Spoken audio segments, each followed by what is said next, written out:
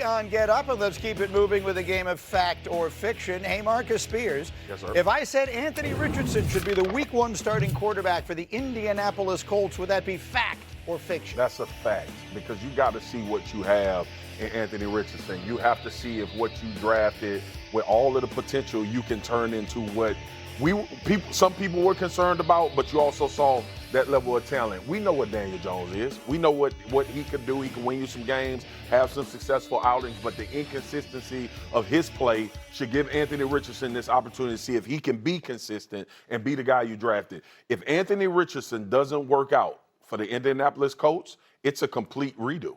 It's a start over. They are in the same position that these franchises that will be in purgatory until they find a quarterback that could take this franchise forward. It is also, and it must be said, a complete organizational failure if they do that. They took him at number 4, which a lot of people questioned, and then everybody on the draft that we were there that night said he needs some time. You need to let him develop. You don't want to throw him out there immediately. They throw him out there immediately. He's obviously not ready. Then the injury problems are part of it. All these different things that happen. He looked ready to play to you. When No. I totally disagree with the organizational failure thing. Greeny, so 1, I would start Anthony. 2, Bo Nix, college and NFL, about 5,000 snaps. Yeah. Anthony Richardson, college and NFL, about 1,700. What I'm saying. He has to play. Right. He is one of those players. Did he have to play the first week of his first season when he didn't look like he was anywhere close to ready? Jaden Daniels got 4,000. Greeny, you have to get reps. You're not going to, whether he started the first game or the 5th game, he's chasing reps. And you knew that when you drafted him. And you knew this was going to be up and down roller coaster ride. And that's why, like, when it comes to this decision, if you start Daniel Jones, you're shutting the door on Anthony because he still doesn't have reps for development. The sack last week against Baltimore when he gets the pinky hurt, it's a developmental rep thing. Like, you want him to get it, but he needs those reps. And so no kid is ready to right away just step in. Some guys have banked thousands of reps that help them. He's playing catch up. He's playing catch up, and until you are okay with that as an organization, I'm not saying it's an easy decision. He's always going to be playing catch up. They are okay with it as an organization, but then he gets hurt in week 4, week 5 of his rookie season. He can't play the rest of the year, so he's not getting the reps. Right. So that's the conundrum that they are in right now with Anthony Richardson. I went to one of his games last year. It was in Denver. I hadn't seen him play in person. It's incredible. Literally anything can happen on any play, like good or bad. Like the spectrum is incredible. So you know what the ceiling is, but you got to get the floor to a point where it's acceptable. And they could lose a lot of games. RC has tape.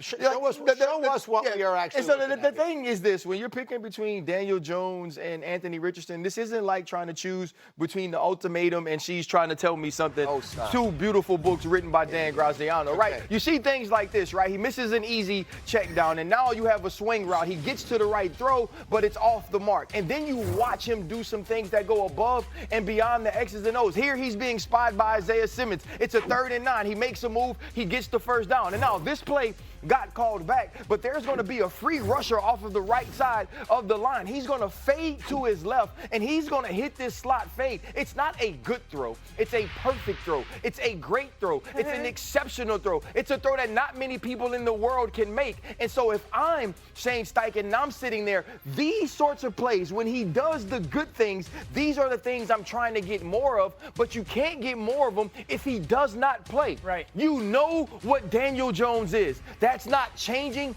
ever in life. When he becomes your quarterback, you have decided that you're drafting another one the next year. Yeah. For me, it's start Anthony Richardson. If you give up on him, if he's done, you move to Daniel Jones and you start making your plan for the future. RC, if they choose to start Daniel Jones, trade him. I would trade Anthony Richardson. Trade him. I would entertain it, and if I was a team, I'd want to.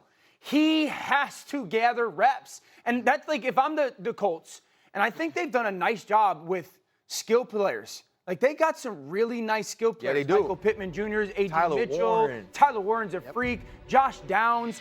Alec Pierce. Brother, this team is not bad. Right. So you just have to make the commitment of, Anthony, you get 6 weeks.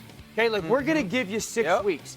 And you got to prove to us that this was the right decision and we're only going to continue to build this season.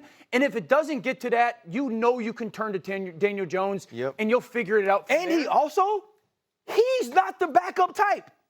He is not the sort of person you want as a backup. Anthony Richardson. You know who I want as a backup? Somebody who doesn't need reps to learn. You know who I want as a backup? Somebody who understands that from this sideline, I got to be taking mental reps. So if something happens to number one, I'm completely prepared to play from neck up like I've been prepared as the starter. That ain't a guy who's only played 1,700 reps. Guys, Bo Nix, 5,000 snaps. Jaden Daniels, 4,000 snaps. Caleb, more than 3,000 snaps. Stroud, more than 3,500. So he is half of that amount so far. The reality is, if you don't choose him as your starter and he doesn't get the reps, this year, he's never going to catch that. To your and point, he's never man, going to develop. That's what makes the injury so prominent in this whole entire discussion.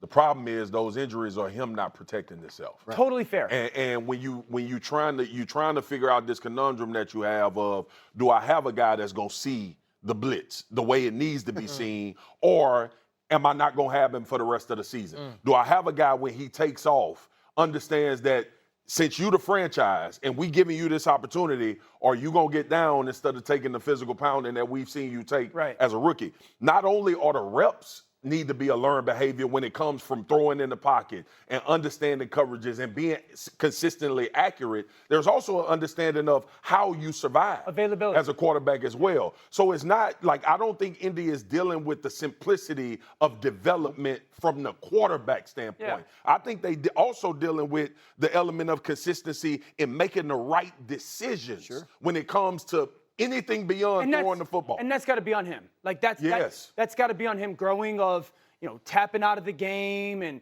maybe not preparing. And that's got to be part of his development and growth. And no question. And that's on him, though, right? Totally. Like if we are not hearing stories of veterans getting to the facility and Anthony Richardson already being there and already being in the film room, he's wrong. Right. If we're conversation. If we're not hearing stories of I'm leaving the building and I see Anthony Richardson walking into the film room, I see Anthony Richardson carrying food so he can go watch the practice from the previous day, then he's wrong. And he doesn't deserve to start if he's not doing those things. So they've got a big decision to make. Do we have any sense of when that decision will? I think this week is when most of these decisions happen. If not, then you're sort of admitting you don't know. All right, we'll wait and see. All right, these three guys have got to go to the NFL meetings today. I just want to say one thing very quickly. Having the three of you together, you're all still on the show at different times, but it reminds me a lot of when we started. And I will just say, if it wasn't for you three guys, I wouldn't still be here. Thanks, It is great to have you guys back. Oh, look, Pleasure to have you guys back. All right, brother. We will have much more to go as we continue, however. The Monday Night Showdown. More on that. Joe and Jaden on the field, but it's two players who weren't that everyone is talking about today. So we'll do that, and then we'll let Graziano do what he does best with Sneaky Hembo. Here we go. There are 22 instances in which a quarterback threw at least 40 touchdown passes in a season. Which of them had the highest completion percentage in that year? That's the question. The answer is next. It's Get Up on ESPN.